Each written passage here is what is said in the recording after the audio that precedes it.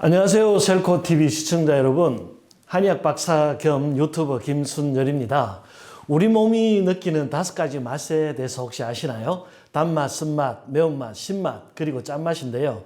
이 중에서 신맛은 우리의 간을 살린다고 알려져 있습니다. 오늘은 여러분께 이 신맛의 대표 음식, 식초에 대해서 한번 이야기해 보겠습니다. 식초의 주요 작용은 아세트산의 시큼한 맛에서 나오는데요. 신맛이 우리 몸에서 각종 분비물을 자극합니다. 레몬이라든지 오렌지라든지 이런 신 음식을 먹으면 침이 더 많이 나오죠. 생각만 해도 침이 나오잖아요. 그래서 점막 구조들의 어떤 분비물을 증가시켜 주는데 눈이나 입이 마르고 또 피부가 건조하고 위액이 부족할 때 신맛이 나는 음식, 매실, 레몬, 식초 이런 것들 많이 먹으면 분비가 활성화됩니다. 이제 식초가 간에 좋은 이유는 해독작용 때문이죠. 주로 이 혈당이 올라가는 것을 막아주고 또 지방대사에 관여하기 때문에 중성지방을 내려줍니다. 그래서 고지혈증 있으신 분들 식초 드시면 좋죠. 지방간에도 효과가 있고요. 식초의 주요 작용은 첫 번째는 간 기능 개선이에요. 젖산을 분해해주기 때문에 피로 회복을 도와주죠. 우리가 피로하다는 것은 근육이 피로하다는 것을 주로 말하잖아요. 이 근육에 쌓이는 노폐물이 젖산입니다. 운동하고 나면 통증 생기는 이유가 젖산이 쌓여서 그런데 그것을 해독해주는 작용을 하죠. 또 식초에 들어있는 각종 유기산들이 에너지 대사를 도와주거든요. 우리 몸 모든 세포는 에너지를 만들기 위해서 크렙스 회로라고 하는 회로를 돌리는데 그게 가장 필요한 것이 이제 유기산입니다. 비타민 B군하고 유기산이 함께 모여서 에너지가 만들어지죠. 그래서 유기산이 풍부한 식초 드시면 피로 회복에 도움이 되고요. 또 식초는 그 자체로 항산화제로도 작용을 하거든요.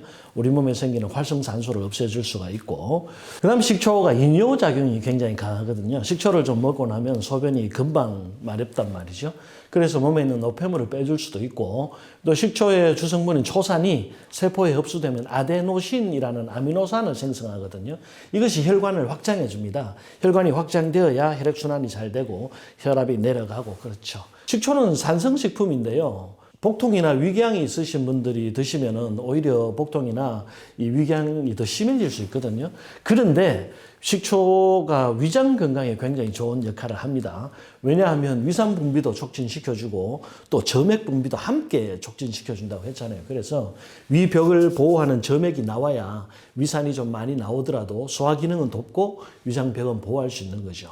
거기다가 췌장에서 소화액 분비도 또 증가시키기 때문에 소화 기능 도와주는 데는 식초만한 것이 없습니다. 네, 식초에 또 다른 효능들이 많이 있죠. 신장병을 예방해 주기도 하는데요. 왜냐하면 이뇨작용이 강하기 때문에 몸에 있는 노폐물, 나트륨, 소금기도 다 빼주거든요. 근데 이 이뇨가 굉장히 중요하잖아요. 사실 신장이 나쁘신 분들, 신장이 투석 직전에 있거나 신우신염이나 지금 급성 신장 질환에 있거나 혹은 당뇨병 때문에 신장이 급격히 나빠지고 있을 때는 이뇨를 너무 많이 시키면 안 되거든요. 그래서 칼륨 많이 든 음식 먹지 말라고 하고 이뇨시키는 식초도 먹지 말라고 하는데 그 외에 건강하신 분들은 사실은 이뇨를 시켜야 몸에 있는 노폐물이 빠져나가요. 대부분의 다이어트 식품들이 다 이뇨제거든요. 그리고 머리가 맑지 않으신 분들도 사실은 이뇨제를 많이 써주는 게 좋습니다. 이 뇌라는 게 두개골 속에 쌓여있는 폐쇄된 공간이 있다 보니까 노폐물 처리가 잘 되질 않죠. 운동을 하면 근육에 노폐물이 쌓이듯이 뇌도 생각을 많이 하거나 고민을 많이 하면 노폐물이 굉장히 많이 쌓이는 곳이거든요. 그래서 이뇨작용이 원활해야 뇌 속에 있는 노폐물도 빠진다. 그래야 브레인 포그라든지 멍한 것이라든지 두통이라든지 이런 것도 제거할 수가 있다. 이렇게 말씀드릴 수가 있고요. 그리고 요즘 최근에 보니까 미국 북동부 지역에 노로바이러스가 굉장히 유행을 하고 있다고 하거든요. 이게 장에 바이러스가 증가하는 거잖아요.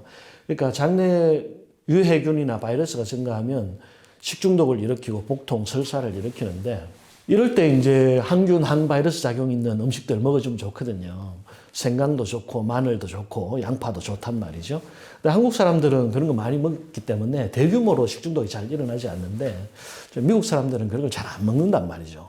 그러니까 항상 항생제나 항바이러스제 이런 약물에만 의존을 하다 보니까 그런 식중독이 대규모로 일어나는 경우가 꽤 많죠.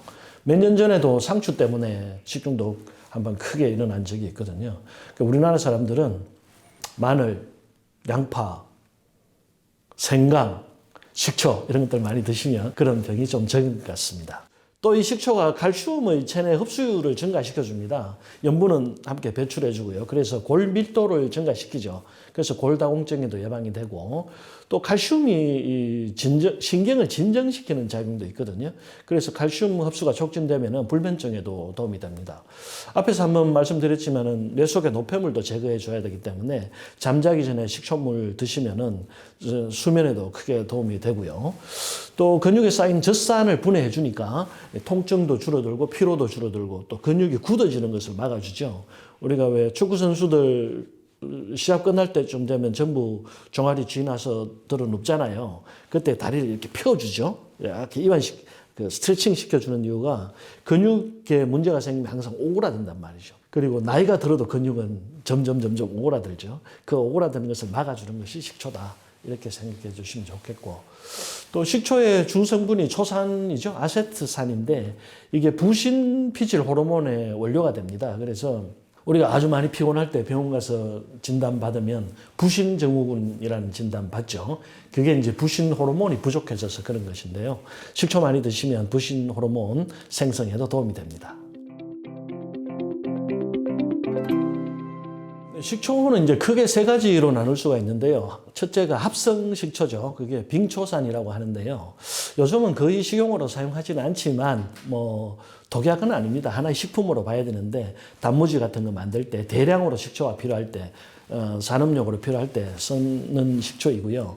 그 다음에는 이제 우리가 식용으로 쓰는 것이 발효식초인데요. 이게 양조식초와 천연 발효식초로 나뉩니다. 양조식초라고 해서 나쁜 것은 아닌데 대량으로 생산을 해야 되니까 공정을 좀 줄이고 재료비를 줄이는 효과가 있거든요. 그러니까 식초라는 것은 탄수화물을 발효시켜서 만드는 것이에요. 탄수화물, 그러니까 먹으면 단 음식들, 발효 한 번 시키면 술이 되고 한 번 더 시키면 식초가 되는데요. 이 첫 번째 과정을 생략하는 거예요. 그러니까 음식을 발효시켜서 알코올을 만들지 않고 이미 공장에서 만들어 놓은 순수한 알코올을 그냥 발효시켜서 식초를 만드는 거죠. 그게 그냥 시중에 파는 발효식초인데요. 대부분 이제 그런 식초도 무슨 맛이 나던데 무슨 그것도 현미식초도 있고 사과식초도 있고 있던데 이렇게 말씀하시잖아요. 되게 알코올을 그냥 발효시킨 다음에 향을 첨가하는 경우가 많습니다. 그래서 건강에는 크게 도움이 되지 못하죠. 제가 말씀드리는 천연 발효식초는 원재료, 그러니까 사과면 사과, 현미면 현미, 그 다음에 무슨 약초면 약초를 처음부터 알코올 발효를 시킨 다음에 2차로 초산 발효를 시킨 식초를 권하고 있습니다. 왜냐하면은 이렇게 천연 발효를 시켜야 식초 원재료 고유의 영양 성분들을 다 함께 가지고 있게 되거든요. 그래서 원재료가 가지고 있던 항산화 작용, 해독 작용, 면역 작용, 호르몬 생성 조절 작용, 항균, 항바이러스, 항염증 작용들이 전부 다 이제 발휘할 수 있게 되는 거죠. 그래서 식초는 꼭 천연 발효 식초 해서 만들어서 드시는 것이 가장 좋습니다. 네, 이렇게 마트에서 파는 식초는 대부분 이제 한 가지만 확인하면 되는데요. 주정 발효라고 쓰진 부분이 있습니다. 그래서 주정이라는 것이 바로 알코올을 발효시켜서 식초로 만들었다는 얘기죠. 천연 발효 식초 같은 경우에는 주정이라는 말이 들어가지 않습니다. 그것만 확인하시면 되겠습니다. 네, 사과식초는 에너지 대사를 활성화시킬 뿐만 아니라 여러 가지 작용을 하거든요. 첫째로 소화 기능을 도와주죠. 그래서 식사하시기 전에 한 30분 전에 사과식초 한 스푼, 꿀 한 스푼을 따뜻한 물에 타가지고 드시면 위장의 소화력도 좋아지고 또 혈당 수치도 내릴 수 있습니다. 실제로 2형 당뇨병 환자를 대상으로 한 실험에서 잠자기 전에 2스푼 정도 사과식초를 복용하면 아침에 혈당 지수가 4에서 6%까지 낮아진다는 보고가 있고요. 사과식초의 주성분도 아세트산이거든요.